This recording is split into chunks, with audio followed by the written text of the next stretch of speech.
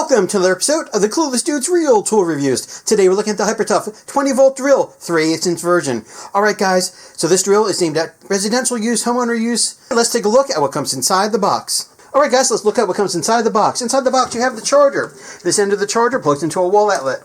This end of the charger has two lights on it. It's got a green light to let you know that it's plugged in, and a red light to let you know the battery's charging. You charge the battery by removing the battery from the bottom of the drill like so. The battery then slides onto the charger, just like so.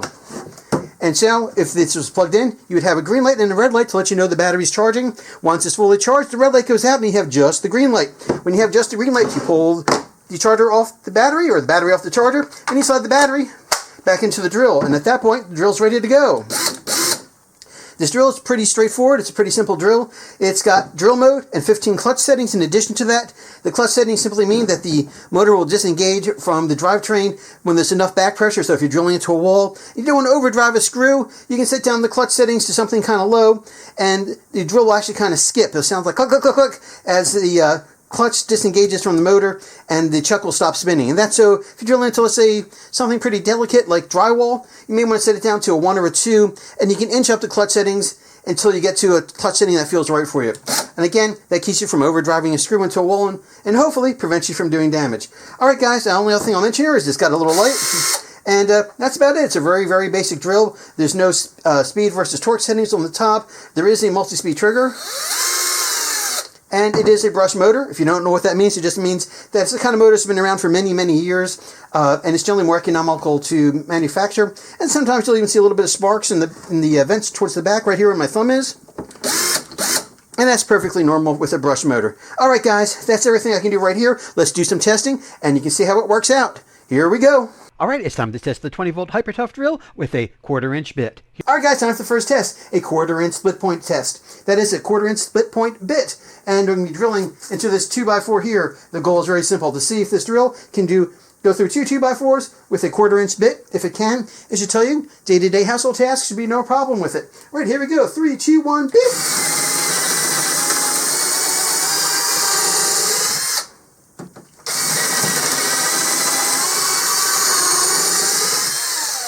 There you go. No problem whatsoever. Alright, let's try a slightly harder task. Let's go from a 1/4" bit to a 1/2" bit and see what it can do.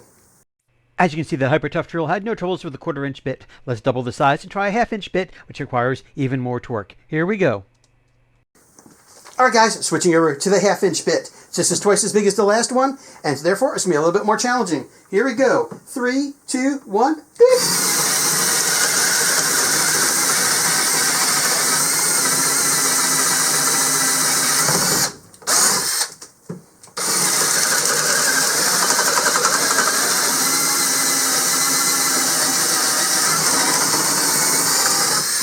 Wow, so there you go. 1/2" bit, not a problem at all for this. Alright, that should definitely tell you if this bit is not a problem, it should have no troubles putting up your picture frame, unless it's a really big picture frame. Alright guys, I'm going to do some more testing, but before I do, I have a simple request. I'm a retired guy. I do these videos just for fun, and I'd appreciate if you hit the subscribe key, because without 1,000 subscribers, YouTube won't pay me. Alright guys, on to some more testing. We're going to jump up to a spade bit, and we'll see how good it does with a spade bit. Our next test is going to be with a 1" spade bit. If you're in different parts of the world, it may be called a paddle bit, because it's kind of shaped like a paddle. Alright guys, here we go. The 1" spade bit test, starting now. 3, 2, 1, and go!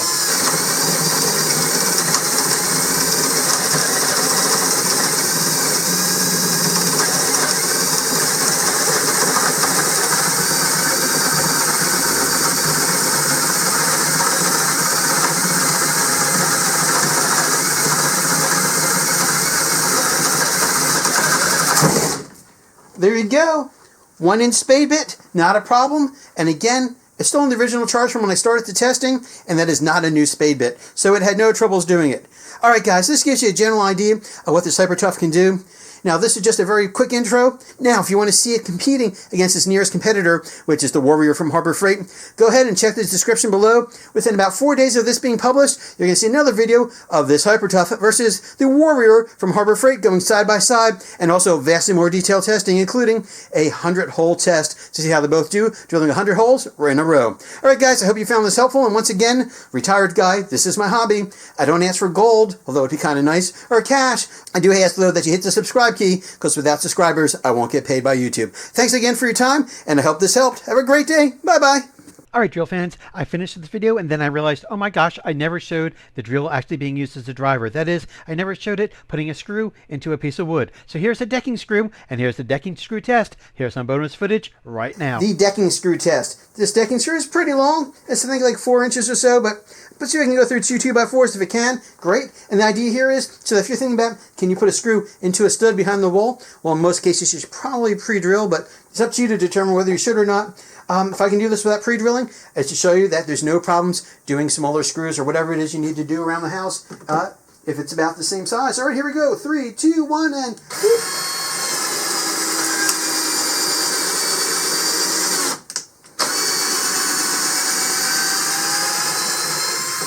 All right, as you can see, that went in without any problem whatsoever. And in case you're curious, I'm using a decking screw with a T25 head. The reason why I'm using the T25 is very simple. It doesn't slip like a Phillips does, so much easier to use. All right, guys, so that should tell you if you're trying to go into a wall stud with the screw, you can do it. Again, in some cases, you should probably pre-drill first, but that's up to you to determine for your project which is correct and safe. Guys, I hope you found this video helpful and helps you decide whether or not the 20-volt HyperTough drill is right for you. If you want to see this drill going side by side against its nearest competitor, which is the Warrior from Harbor Freight, then check the description below. You'll find a link to that video there in about 4 days from when this is published. All right, I'm a retired guy. This is my hobby, making these fun videos, and I'd appreciate if you help me keep it going by hitting the subscribe key. Without 1,000 subscribers, YouTube won't pay me. I hope you found this video helpful, and have a great day. Bye-bye.